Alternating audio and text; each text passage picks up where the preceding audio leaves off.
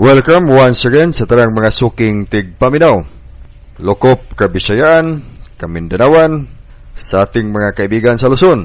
Magandang umaga sa inyong lahat. Laing adlaw sa atong panag-uban sa ato ang pagmata sa kamatuoran. Ang atong mga kaigsuonan karon nga nang mata na sa yoning kabuntagon. Mayong buntag ninyong tanan diha. And to all the friends, brothers and sisters outside the country, following the revelations of the angels of supreme light, once again, my warmest regards to all of you. I am always hoping that you are doing well and everything is going fine over there. Ugaban karon sa ako ang mga kaubanan, kamaturang Ruthlin Hearns o kamaturang Ramon. Ako maingon nga mayong sayong kabuntagon kanatong tanan. Sa didto pa ako sa paraiso nga giliminan pa ako sa kangit-ngit. Samtang ako nag-inusara adunay pasumbing nga mga panagway sa kasakit. Kay mga daghong sa pagduha-duha kining akong kalag pagahulgaon, kaha buot pagngon ang lampara sa akong paglaong. Mga higala, mayong buntag, Lokop, Luzon, Visayas, ug Mindanao, sa lain-laing suok sa kalibutan, kutob sa mabot ning atong Sibya, atong mga suking tigpaminaw diha sa Karatan, Karkar, mayong buntag usab, and to all our friends, brothers and sisters around the globe watching through live streaming broadcast. Welcome once again on this another episode on Waking Up to the Truth. Good morning. Mayong buntag sa atong mga higala o mga suking tigpaminaw. Ilabi na sa atong mga kaigsunan karon ning sayong kabuntagon nga nag-exercise sa Art of Life 172 diha sa atong site sa Karatan, Karkar City, Cebu. Pinanguluhan ni Haliging Royjan Hernais ug Anthony Matan. Ug sa ating mga kapatid sa Luzon, Haliging Nardspire nga nag-exercise pud karon ngadto sa Manila. Magandang umaga sa inyong lahat dyan. O kining maong programa hatod kaninyo sa Cebu Hilot, ang nabantog karon nga original hilot sa Sugbo. Kini himutang sa Gorordo Avenue, Cebu City, ug matawag sa telepono 232-5196 alang sa reservation.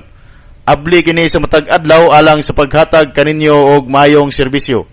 Tawag lang sa 232-5196 o mahimong mutik sa 0905-697-4393. Okay, unya ang ato ang mga kaigsuonan nga gustong mo angkon sa balaang lana nga gipanalanginan sa gahom sa mga malulunda. Unya daghan mang mga kaigsuonan nga nagahatag na sa ilahang mga testimonya nga nakatabang gayod ang maong lana sa ilahang panglawas. Mao na nga ato pong pasalamat ngadto sa labawang makagagahom nga sa ato ang mga gibuhat, gibindisyonan og ang atong mga kaigsuonan nakadawat pod sa maong mga bendisyon nga nakahatag po kaayuhan nga dakong kaayuhan ngadto sa ilahang kinabuhi. So salamat sa gahom sa kaytas-an og kining ato ang mga gimbuhaton sa pagbatas kamatuoran ato pagayod nga gipangayo sa labang makagagahom nga panalanginan sa maayong bendisyon og ang tanang mga suking tigpaminaw nga naminaw nining ato ang programa panalanginan pod sa mga maayong bendisyon sa grasya, sa maayong panglawas, bendisyon sa kasulbaran sa tanang mga kapig-ot sa kinabuhi. So kining abundance og prosperity, importante kini siya sa atong kinabuhi nga maabli pod ang kining mga pultahan sa maayong grasya aron kining mga grasya nga makahatag og kahamugaway sa ato ang pagpuyo mosulod pod dinhi sa ato ang kinabuhi. Mao ning importante kayo kining maayong mga bendisyon sa kahitas-an aron pod mubuhagay ang maayong mga grasya sa ato ang panudlanan or masulbad pod ang ato ang mga problemang pinansyal sa kinabuhi. Muning atong gipangayo sa mga manalunda sa kahayag ang ato karong mga panginhanglan, sulbaron og bendisyonan kita sa labawang makagagahom pinagi sa gahom sa mga manalunda sa kahayag. Unya before ta magahisgot-hisgot nini karong mga mensahe sa balaang mga manalunda sa kahayag sa suprimong kahayag sa pinakataas nga Dios. Atong paminawon si kamaturang Ruthlin Hearns. Salamat si Emperor Amsalom 172, mga kaigsuunan o mga suking tigpaminaw. Andama na ang inyong mga tubig kay pipila kagutlo gikan karon magsugod na ang Divine Healing Transmission ni GM Peram Salom 172. For the sake sa mga patients of the Suncor Nature Healing and abroad, following this Divine Healing Transmission of the angels on light ships, here is your instruction. Prepare a clean water. GM Peram Salom 172 will include in his healing transmission the blessings of such waters to let that waters become a healing water that can energize the body and can cleanse up the negative energies of the body. Then wait for a few minutes that the divine healing transmission will start. Okay, mabasa sa Isaiah, Kapitulo 33, versikulo 14. Ang mga makasasala diha sa Sayon, nagahadlok ang pagkurog, mingdakop ni adtong mga walay Dios. Unya, doon na dayoy usa ka dakong pangutana. Kinsa ba sa tiliwala kanato ang makapuyo uban sa kalayong nga nagalamoy? Ang tubag nining maong pangutana, ang mga tao nga walay mga sala, ug lain pod na siguro nga pangutana pod nga mutumaw. Kinsa maning mga taong walay mga sala? Kay doon na may pangutana dinhi sa maong bersikulo. Kinsa ba sa taliwala kanato ang makapuyo uban sa kasunog nga walay katapusan? Lain po ni siyang pangutana. So ang unang pangutana, kinsa ba sa tiliwala kanato ang makapuyo uban sa kalayo nga nagalamoy? O gipunan sa usa ka pangutana, kinsa ba sa tiliwala kanato ang makapuyo uban sa mga kasunog nga walay katapusan? Kay ato namang nahisgutan nga ang kining mga kinaiyahan, tawagon nato kinaiyahan sa pinakataas nga Dios, gitawag siya kalayo nga nagaut-ot, ug sa lain pod nga pagkatawag kalayo nga nagalamoy, devouring fire. So unsa ba gayoy tinuod nga kaluwasan karon sa mga katawhan? Nagiingon man diri sa pagsulti sa Isaiah Kapitulo 33, versikulo 14, nga ang mga makasasala diha sa Sayon nangahadlok ang pagkurog mingdakop ni adtong mga walay Dios. So kining mga walay Dios, mao ni siya'y usa sa mga mautot kay nangahadlok man sila nga makakita sa gitawag og kalayo nga Dios, kalayo nga nagautot. Mao ni siyang ato kining gibalik-balik kay ang pagtulunan sa Dios gakinahanglan og pagtugkad sa misteryo. Kay ang Dios mismo sa iyang kinaiyahan usa ka dakong misteryo nga dili masabot sa tawhanong pagsabot. Mao nang ang taong kalibutanon dili gayod makasabot sa mga igatudlo sa espiritu sa Dios. Kay ang gikinahanglan atong balikon ang espirituhanon nga salabutan. Mao nang before nato ni padayon atong paminawon si Kamaturag Ramon. Kining maong programa hatod kaninyo sa Cebu Hilot, ang nabantog karon nga original hilot sa Sugbo. Kini nahimutang sa Gorordo Avenue, Cebu City, og matawag sa telepono 232-5196 alang sa reservation. Abli kini sa matag adlaw alang sa paghatag kaninyo og mayong serbisyo. Tawag lang sa 232-5196 og mahimong mutik sa 0905-697-4393. Okay, atong paminawon si Kamaturang Rosenherz. Ngang salamat GM Peram Salom 172. Ang atong schedule sa Divine Healing unyang umaabot nga Domingo dito sa atong healing site sa Karaatan, Karkar. Magsugod sa alas 2 sa hapon hangtod sa alas 7:30 sa gabi. Okay, unya unsa bay pasikaranan sa pagkamatarong? Mao kining ato ang ikinhanglan pod nga masayran. Kay ang pagkamatarong ug wala ang atong espirituhanong salabutan, basig sa mga mata sa Dios dili kita matarong, ug sa atong hunahuna kita matarong. Apan sa mga mata sa pang-espirituhanon nga salabutan kita dili matarong. Kay ginaingon man ang salabutang tawhanon dili makasabot sa misteryo nga nagagikan sa pinakataas nga Dios. Kay ang salabutang espiritual gikinahanglan nga maabli para masabtan nato ang tinuod nga kamatuoran. Mao na nga gisulti sa 2 Thessalonians Kapitulo 1, versikulo 7. Ug uban kanamo kamo nga mga ginasakit paghatagan ra unya niyag pahulay sa diha nga ang Ginoong Hesus sa kalayo nga magadilaab igapadayag na gikan sa langit. Kinuyugan sa iyang gamhanang mga manulunda. So ang mga tawo nga mga gipangsakit paghatagan ra unya og dakong kalinaw. Pahulay kay ang gipasabot aning kasakitan. O kining maong programa hatod kaninyo sa Cebu Hilot. Ang nabantog garon nga original hilot sa Sugbo. Kini himutang sa Gorordo Avenue, Cebu City ug matawag sa telepono 232-5196 alang sa reservation. Abli kini sa matag adlaw alang sa paghatag kaninyo og mayong serbisyo.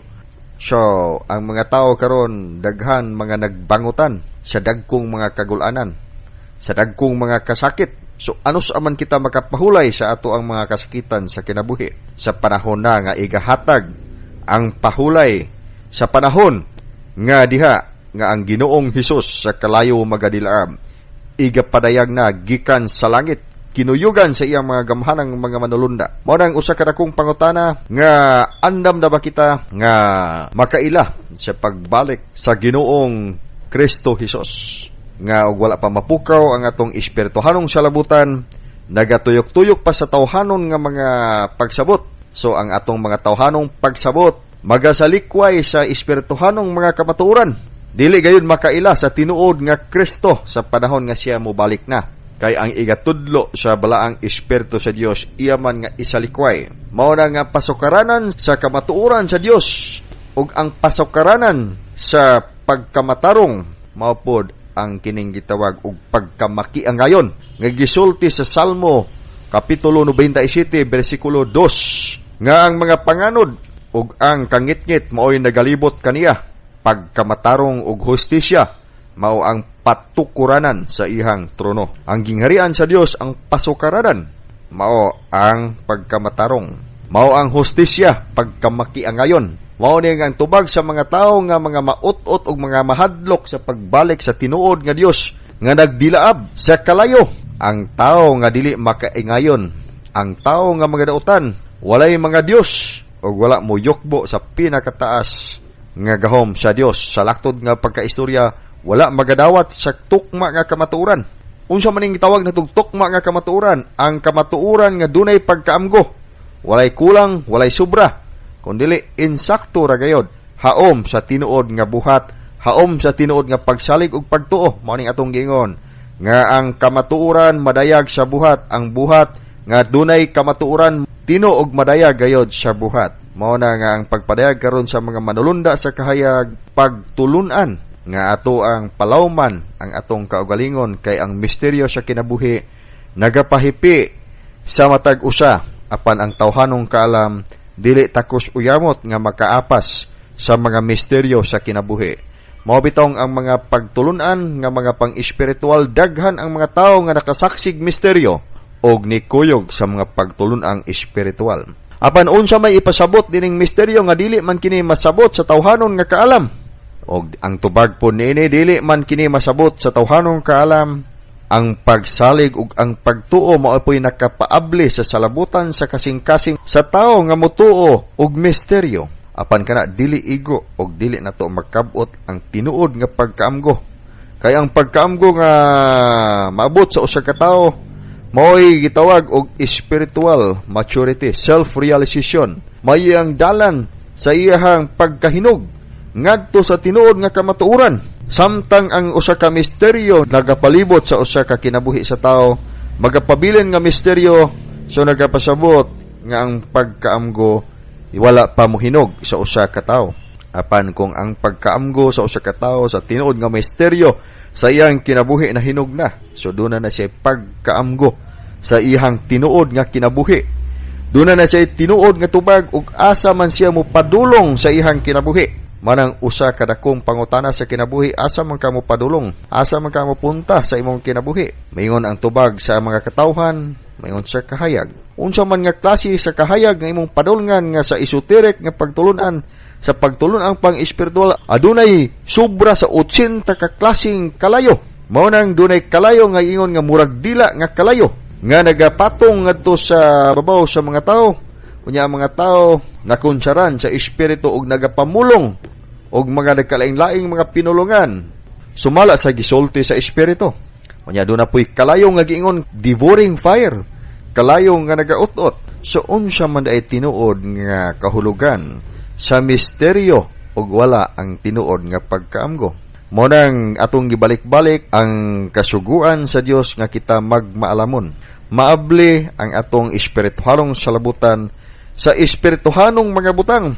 Kay ang mga espirituhanong mga butang nagkinahanglan man gud og paagi sa espirituhanong pagtuki. Mao kanang gisulti sa 1 Corinto 2:14 nga ang mga espirituhanong mga butang gikinahanglan pod ang pagtuki sa espirituhanong paagi.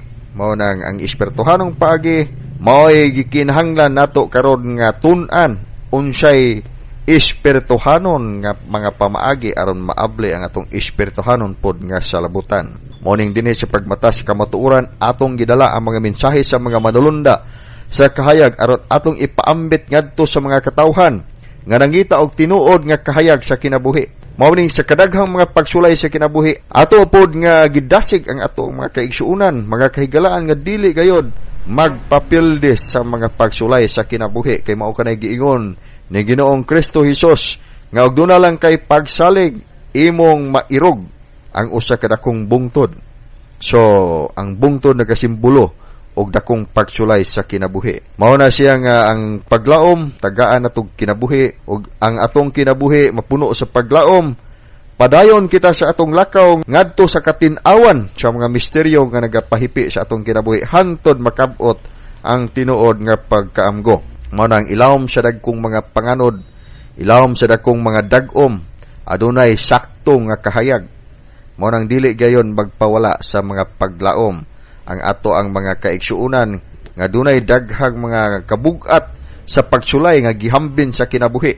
Hinuon atong isalig ang ato ang kinabuhi ngadto sa pinakataas nga gahom sa kahayag pinaagi sa mga manulunda karon nga hinay-hinay nagapaduol ug nagapadayag ngadto sa mga katawhan pinaagi niining karong atong mga activities nga gitawag natog actual life contacts and connection, pagpadayag sa mga manulunda sa supremong kahayag. Kay unsa may gisulti sa kasulatan atong balikon nga gisaysay sa 2 Thessalonians kapitulo 1 bersikulo 13 nga kamong mga ginasakit paghahatagan ra unya niyag dakong pahulay. So anus aman kini igahatag sa panahon nga ang Ginoong Hesus sa kalayo nga nagadilaab igapadayag na gikan sa langit kinuyugan sa iyang gamhanang mga manulunda.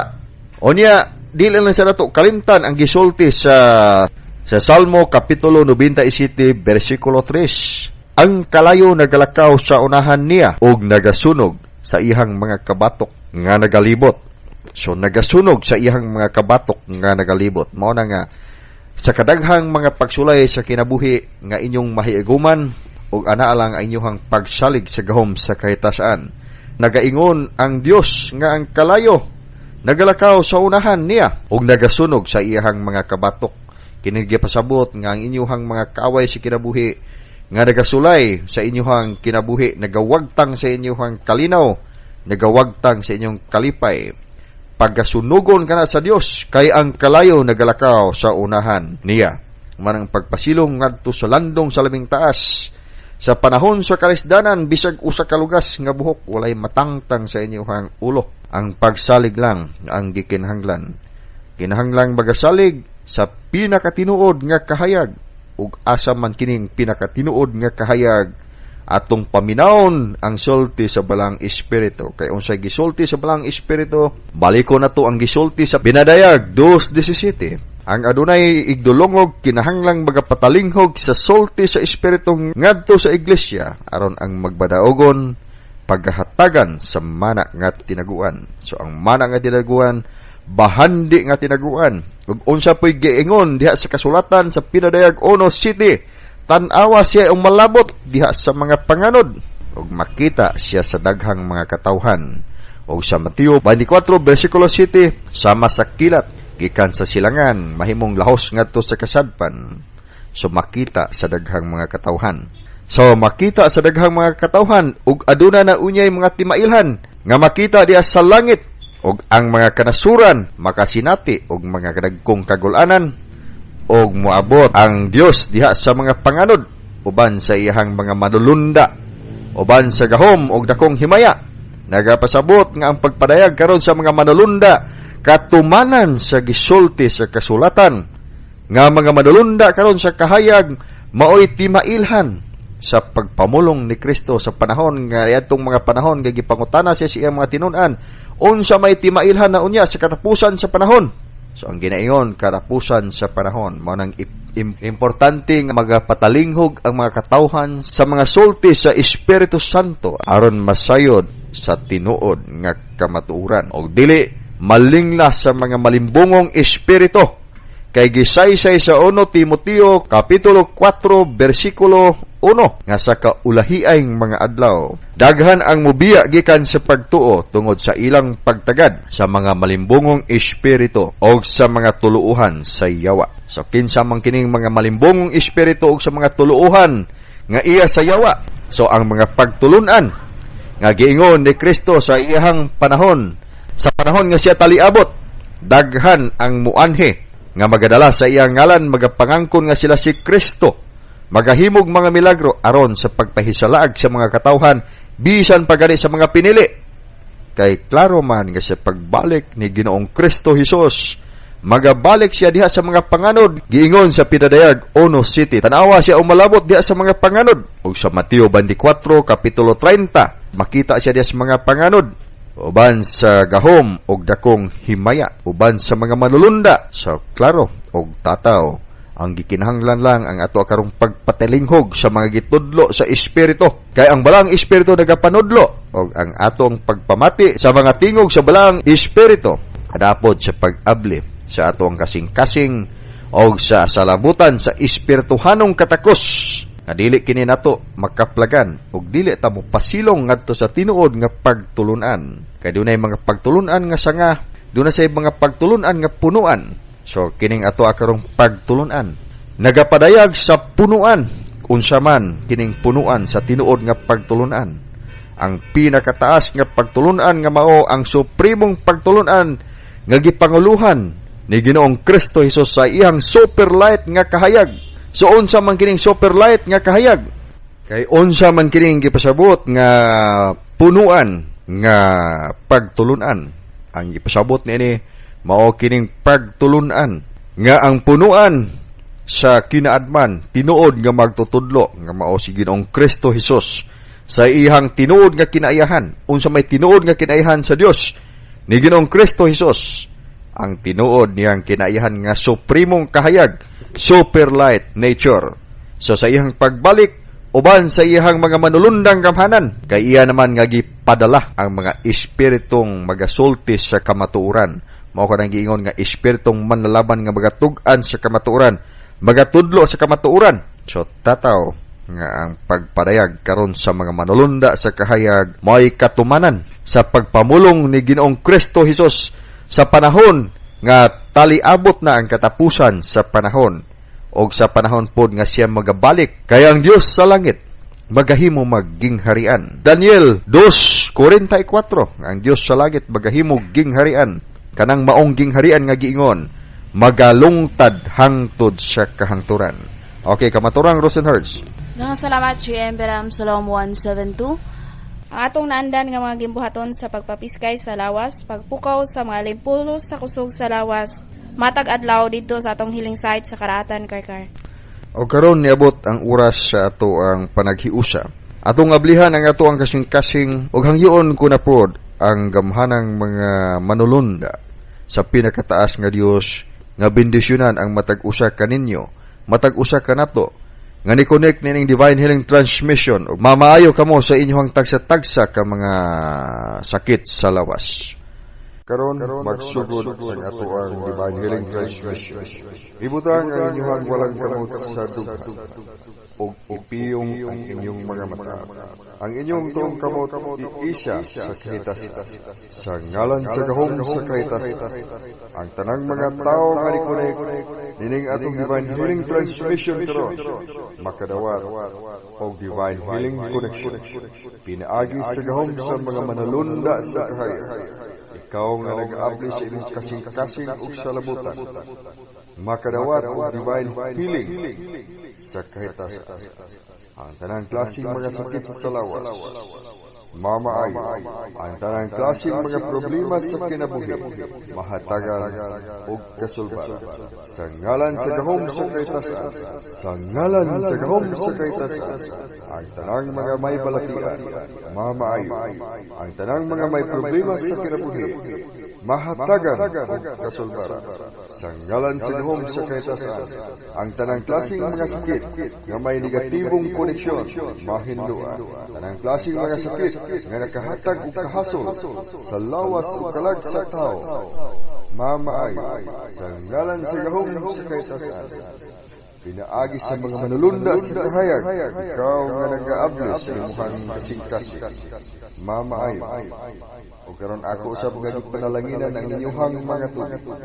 Aron ang inyuhang mga tubig mahimo kining tambal nga makaayo sa tanang klaseng sakit sa lawas. Sa ngalan sa gahom sa kahitasan, pinaagi sa gahom sa mga manulunda sa kahayag, ikaw nga nag-aandam og tubig.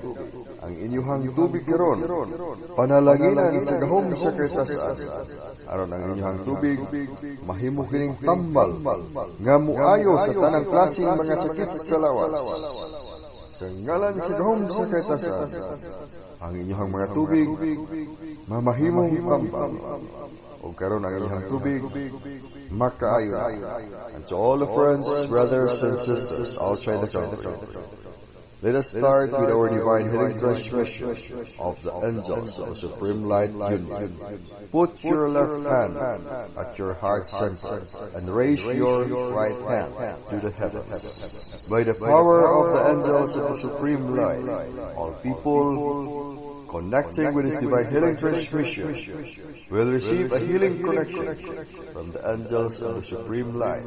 All illnesses, all problems in life will be healed. All illnesses will be healed. All problems in life will be healed by the power of the angels of the Supreme Light. All people connecting with this divine healing transmission will be healed. Now let us also bless your waters by the power of the angels of Supreme Light. By the power of the angels of Supreme Light, your water being prepared will be energized. By the power of the angels of Supreme Light, your water being prepared will be energized. Now your water is energized. You can drink your water. Og daghang salamat sa gahom sa kahitasan ug sa atong mga panamilit. Sa ngalan sa atoang technician, Engineer Chris Remonde, og ni Engineer Marciano Lapas sa transmitter site, kinilang si Kamaturang Ramon, hangtod sa sunod higayon. Daghang salamat ug tamis lang gihapon ang pag-ingon, mayong buntag kanatong tanan. O gini si Kamatorang Roslyn Hearns, maayong buntag ug maayong pagpanikay sikat. Og kini si Piram Shalom 172, mayong buntag.